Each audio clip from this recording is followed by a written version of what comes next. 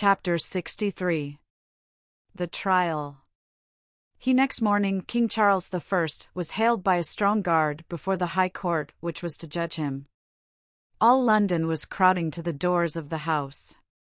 The throng was terrific, and it was not till after much pushing and some fighting that our friends reached their destination. When they did so they found the 3 lower rows of benches already occupied, but being anxious not to be too conspicuous, all, with the exception of Porthos, who had a fancy to display his red doublet, were quite satisfied with their places, the more so as chance had brought them to the centre of their row, so that they were exactly opposite the armchair prepared for the royal prisoner. Toward 11 o'clock the king entered the hall, surrounded by guards, but wearing his head covered, and with a calm expression turned to every side with a look of complete assurance, as if he were there to preside at an assembly of submissive subjects, rather than to meet the accusations of a rebel court. The judges, proud of having a monarch to humiliate, evidently prepared to enjoy the right they had arrogated to themselves, and sent an officer to inform the king that it was customary for the accused to uncover his head. Charles, without replying a single word, turned his head in another direction and pulled his felt hat over it. Then when the officer was gone he sat down in the armchair opposite the president and struck his boots with a little cane which he carried in his hand. Parry, who accompanied him, stood behind him. D'Artagnan was looking at Athos, whose face betrayed all those emotions which the king, possessing more self-control, had banished from his own. This agitation in one so cold and calm as Athos frightened him. "I hope," he whispered to him, "that you will follow His Majesty's example and not get killed for your folly in this den." "Set your mind at rest," replied Athos. "Aha," continued D'Artagnan, "it is clear that they are afraid of something or other, for look, the sentinels are being reinforced. They had only halberds before, now they have muskets. The halberds were for the audience in the rear, the muskets are for us." 30, 40, 50, 65 men, said Porthos, counting the reinforcements. "Ah," said Aramis, "but you forget the officer." D'Artagnan grew pale with rage. He recognized Mordaunt, who with bare sword was marshalling the musketeers behind the king and opposite the benches. "Do you think they have recognized us?" said D'Artagnan. "In that case I should beat a retreat. I don't care to be shot in a box." "No," said Aramis, "he has not seen us. He sees no one but the king. Mon Dieu! How he stares at him, the insolent dog! Does he hate His Majesty as much as he does us?" "Pardy," answered Athos, "we only carried off his mother, the king has spoiled him of his name and property." "True," said Aramis, "but silence. The president is speaking to the king." "Stuart," Bradshaw was saying, "listen to the roll call of your judges and address to the court any observations you may have to make." The king turned his head away, as if these words had not been intended for him. Bradshaw waited, and as there was no reply there was a moment of silence. Out of the 163 members designated there were only 73 present, for the rest, fearful of taking part in such an act, had remained away. When the name of Colonel Fairfax was called, one of those brief but solemn silences ensued, which announced the absence of the members who had no wish to take a personal part in the trial. "Colonel Fairfax," repeated Bradshaw. "Fairfax," answered a laughing voice, the silvery tone of which betrayed it as that of a woman, "is not such a fool as to be here." A loud laugh followed these words, pronounced with that boldness which women draw from their own weakness, a weakness which removes them beyond the power of vengeance. "It is a woman's voice," cried Aramis. "Faith, I would give a good deal if she is young and pretty." And he mounted on the bench to try and get a sight of her. "By my soul," said Aramis, "she is charming. Look, D'Artagnan, everybody is looking at her, and in spite of Bradshaw's gaze she has not turned pale." "It is Lady Fairfax herself," said D'Artagnan. "Don't you remember, Porthos, we saw her at General Cromwell's?" The roll call continued. "These rascals will adjourn when they find that they are not in sufficient force," said the Comte de la Fère. "You don't know them. Athos, look at Mordaunt's smile. Is that the look of a man whose victim is likely to escape him? Ah, cursed basilisk, it will be a happy day for me when I can cross something more than a look with you. The king is really very handsome, said Porthos, and look, too, though he is a prisoner, how carefully he is dressed. The feather in his hat is worth at least 25 pistoles. Look at it, Aramis. The roll call finished, the president ordered them to read the act of accusation. Athos turned pale. A second time he was disappointed in his expectation. Notwithstanding the judges were so few, the trial was to continue. The king, then, was condemned in advance. I told you so, Athos, said D'Artagnan, shrugging his shoulders. Now take your courage in both hands and hear what this gentleman in black is going to say about his sovereign, with full license and privilege. Never till then had a more brutal accusation or meaner insults tarnished kingly majesty. Charles listened with marked attention, passing over the insults, noting the grievances, and, when hatred overflowed all bounds and the accuser turned executioner beforehand, replying with a smile of lofty scorn. The fact is, said D'Artagnan, if men are punished for imprudence and triviality, this poor king deserves punishment. But it seems to me that which he is just now undergoing is hard enough. In any case, Aramis replied, the punishment should fall not on the king, but on his ministers, for the first article of the Constitution is, the king can do no wrong. As for me, thought Porthos, giving Mordaunt his whole attention, were it not for breaking in on the majesty of the situation, I would leap down from the bench, reach Mordaunt in 3 bounds, and strangle him. I would then take him by the feet and knock the life out of these wretched musketeers who parody the musketeers of France. Meantime, D'Artagnan, who is full of invention, would find some way to save the king. I must speak to him about it.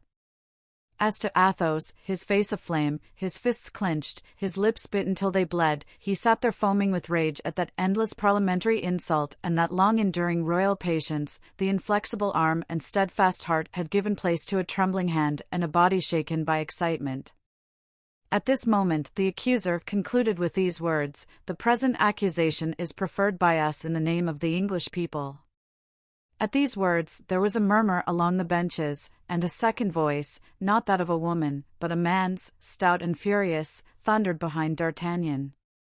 You lie, it cried. 9/10 of the English people are horrified at what you say.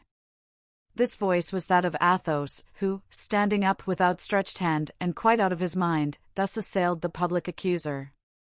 King, judges, spectators, all turned their eyes to the bench where the 4 friends were seated. Mordaunt did the same and recognized the gentleman, around whom the 3 other Frenchmen were standing, pale and menacing. His eyes glittered with delight. He had discovered those to whose death he had devoted his life. A movement of fury called to his side some 20 of his musketeers, and pointing to the bench where his enemies were, "Fire on that bench," he cried. But with the rapidity of thought D'Artagnan seized Athos by the waist, and followed by Porthos with Aramis, leaped down from the benches, rushed into the passages, and flying down the staircase were lost in the crowd without, while the muskets within were pointed on some 3,000 spectators, whose piteous cries and noisy alarm stopped the impulse already given to bloodshed. Charles also had recognized the 4 Frenchmen. He put one hand on his heart to still its beating and the other over his eyes, that he might not witness the slaying of his faithful friends. Mordaunt, pale and trembling with anger, rushed from the hall sword in hand, followed by 6 pikemen, pushing, inquiring and panting in the crowd, and then, having found nothing, returned. The tumult was indescribable. More than half an hour passed before anyone could make himself heard. The judges were looking for a new outbreak from the benches. The spectators saw the muskets leveled at them and, divided between fear and curiosity, remained noisy and excited. Quiet was at length restored. "What have you to say in your defense?" asked Bradshaw of the king. Then rising, with his head still covered, in the tone of a judge rather than a prisoner, Charles began. "Before questioning me," he said, "reply to my question. I was free at Newcastle and had there concluded a treaty with both houses. Instead of performing your part of this contract, as I performed mine, you bought me from the Scotch, cheaply, I know, and that does honor to the economic talent of your government. But because you have paid the price of a slave, do you imagine that I have ceased to be your king? No. To answer you would be to forget it. I shall only reply to you when you have satisfied me of your right to question me. To answer you would be to acknowledge you as my judges, and I only acknowledge you as my executioners. And in the middle of a death-like silence, Charles, calm, lofty, and with his head still covered, sat down again in his armchair. Why are not my Frenchmen here? He murmured proudly, and turning his eyes to the benches where they had appeared for a moment, they would have seen that their friend was worthy of their defense while alive, and of their tears when dead. Well, said the president, seeing that Charles was determined to remain silent, so be it. We will judge you in spite of your silence. You are accused of treason, of abuse of power, and murder. The evidence will support it. Go, and another sitting will accomplish what you have postponed in this. Charles rose and turned toward Parry, whom he saw pale and with his temples dewed with moisture. Well, my dear Parry, said he, what is the matter, and what can affect you in this manner? Oh, my king, said Parry, with tears in his eyes, and in a tone of supplication, do not look to the left as we leave the hall. And why, Parry? Do not look, I implore you, my king. But what is the matter? Speak, said Charles, attempting to look across the hedge of guards which surrounded him. It is, but you will not look, will you? It is because they have had the axe, with which criminals are executed, brought and placed there on the table. The sight is hideous. Fools, said Charles, do they take me for a coward, like themselves? You have done well to warn me. Thank you, Parry. When the moment arrived, the king followed his guards out of the hall. As he passed the table on which the axe was laid, he stopped, and turning with a smile, said, Ah! The axe, an ingenious device, and well worthy of those who know not what a gentleman is. You frighten me not, executioner's axe, added he, touching it with the cane which he held in his hand, and I strike you now, waiting patiently and Christianly for you to return the blow. And shrugging his shoulders with unaffected contempt, he passed on. When he reached the door, a stream of people, who had been disappointed in not being able to get into the house and to make amends had collected to see him come out, stood on each side, as he passed, many among them glaring on him with threatening looks. How many people, thought he, and not one true friend. And as he uttered these words of doubt and depression within his mind, a voice beside him said, Respect to fallen majesty. The king turned quickly around, with tears in his eyes and heart.